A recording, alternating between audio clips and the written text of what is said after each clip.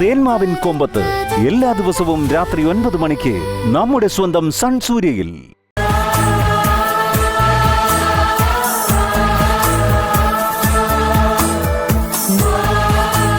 വിജി, കരയാതെ ഇരിക്കു വിജി.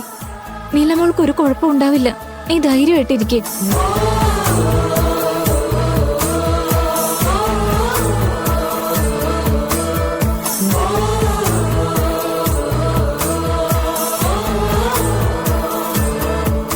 ചേച്ചി, നിനക്കൊന്നും സംഭവിക്കില്ല ചേച്ചി.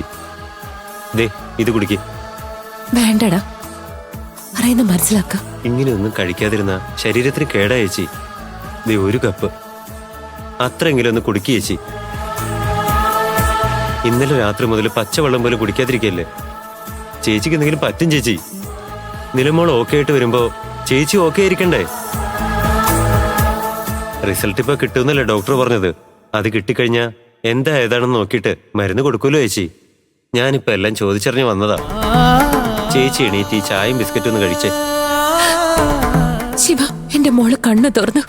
അമ്മ എനിക്കൊന്നുമില്ലെന്ന് പറയുന്നവരെ എനിക്കൊന്നും ഉള്ളിലേക്ക് ഇറങ്ങില്ല. ദയവ് ചെയ്തെന്നെ കമ്പലിയല്ല. നിലമോൾ എത്രയും വേഗം കണ്ണു തുറക്കണം. അവൾ എന്നെ അമ്മയെന്ന് വിളിക്കണം. എന്നിട്ട് എനിക്ക് എന്തെങ്കിലും കഴിച്ചാൽ ഇറങ്ങും. പ്ലീസ് മനസ്സിലാക്ക്. വിജി, നിന്നോട് ഇത് എത്ര പ്രാവശ്യമായി പറയുന്നു? നീ ഇങ്ങനെ ഒന്നും കഴിക്കാണ്ടേ കുടിക്കാണ്ടേ ഇവിടെ ഇരുന്ന് കരഞ്ഞോണ്ടിരുന്ന അകത്ത് കിടക്കുന്ന നിലമോള് നിന്നെ വന്ന് കെട്ടിപ്പിടിക്കുന്ന വിചാരിക്കുന്നേ. നോക്ക്, നീ ധൈര്യമായിട്ടിരിക്കെ. നിലമോൾക്ക് ഒരു കുഴപ്പമില്ലെന്ന് ഡോക്ടർ വരെ പറഞ്ഞതല്ലേ. നീ വെറുതെ വിഷമിച്ച് ഓരോന്ന് വരുത്തി കൂട്ടല്ലേ. ഈ ചായെങ്കിലും ഒന്ന് കുടിക്കേ. എനിക്കൊന്നും വേണ്ടെന്ന് ഞാൻ പറഞ്ഞല്ലേ. എന്തിനാ എല്ലാരും കൂടി എന്നെ ടോർച്ചർ ചെയ്യുന്നത്? എന്താണിത്? ചായ കുടിക്കാൻ പറയുന്നത് ടോർച്ചറിങ്ങാ? നിന്റെ മോൾക്കൊന്നും പറ്റരുതെന്ന് നീ ആഗ്രഹിക്കുന്നില്ലേ? അതുപോലെ തന്നെ എനിക്കും ആഗ്രഹം ഉണ്ടാവില്ലേ എന്റെ മോക്കൊന്നും പറ്റരുതെന്ന്? ഈ ചായെങ്കിലും കുടിക്കേ. ഇല്ല, എനിക്ക് വേണ്ടെന്ന് പറഞ്ഞില്ലേ. എനിക്ക് എന്റെ മോള് കണ്ണു തുറക്കണം. അമ്മ എനിക്ക് ഒന്നുമില്ലെന്ന് പറയണം. അതെപ്പോ നടക്കുന്നോ അതുവരെ എനിക്ക് പച്ചവെള്ളം പോലും ഇറങ്ങില്ല. നീ എന്തിനാ വിജി ഇങ്ങനെ വാശി പിടിക്കുന്നേ? എന്ത് പറഞ്ഞാൽ ആവശ്യമില്ലാതെ ദേഷ്യം വന്നോളൂ.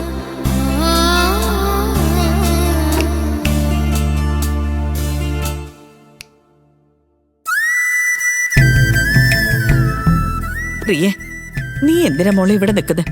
മോള് വീട്ടിൽ പൊക്കോ. ഇന്നലെ ഉറക്കൊളിച്ച് നിൽക്കുവല്ലേ. വീട് അങ്ങനെ ഇട്ടിട്ട് ഇറങ്ങി വന്നതല്ലേ. മോളുടെ ഹസ്ബൻഡ് വന്നിട്ട് അന്വേഷിക്കില്ലേ? നിലമോൾക്ക് കുഴപ്പമൊന്നുമില്ലെങ്കിൽ ഡിസ്ചാർജ് ചെയ്തിട്ട് ഞങ്ങൾ അങ്ങോട്ട് വന്നോളാം. മോളെ, ഈ ഉപകാരത്തിന് ഒരുപാട് നന്ദിയുണ്ട്. അമ്മേ, എന്തിനാ അമ്മ അന്യന്മാരോട് പറയുന്ന പോലെ എന്നോട് ഇതൊക്കെ പറയുന്നേ? അപ്പൊ ഞാനും അമ്മയുടെ മോളാന്ന് പറഞ്ഞ വെറും വാക്കായിരുന്നല്ലേ? അയ്യോ, അങ്ങനെയൊന്നും അല്ല മോളെ. രാത്രി മുതലേ ഇവിടെ ഇരിക്കുവല്ലേ. മോളാകെ ടയർഡായിരിക്കാം, അതുകൊണ്ട് പറഞ്ഞതാ. ഡോക്ടർ നോക്കിയിട്ട് കുഴപ്പമൊന്നുമില്ലെന്ന് പറഞ്ഞാ അപ്പൊ തന്നെ ഡിസ്ചാർജ് ചെയ്ത് വരും. മോള് പൊക്കോ. അമ്മേ, അതൊന്നും ഒരു പ്രശ്നമല്ലമ്മേ. ഞാനും ഇവിടെ നിങ്ങൾക്കൊരു സഹായമായിട്ട് നിക്കാം.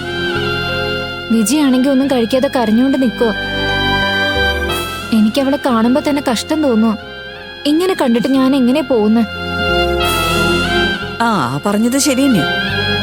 ഇവളെ കൊണ്ട് എന്തെങ്കിലും കഴിപ്പിച്ചെടുക്കാന്ന് പറയണത് എന്നെ കൊണ്ട് പറ്റത്തില്ല. ഞാൻ അവളോട് അത് കഴിക്കി ഇത് കഴിക്കെന്നും പറഞ്ഞ് എന്റെ വായലെ വെള്ളം വറ്റാന്നല്ലാണ്ട് ഒരു കാര്യമില്ല. അവൾക്ക് കൊണ്ടുവരണതൊക്കെ ഞാനാ കുടിച്ചോണ്ടിരിക്കുന്നത്. പെറ്റ തള്ള പറഞ്ഞ പോലും കേൾക്കാത്തവള്. മോള് വീട്ടിലേക്ക് ചെല്ല്. അമ്മേ, നീല ആദ്യം ഓക്കെ ആവട്ടെ, എന്നിട്ട് ഡോക്ടർ ഡിസ്ചാർജ് ചെയ്യട്ടെ.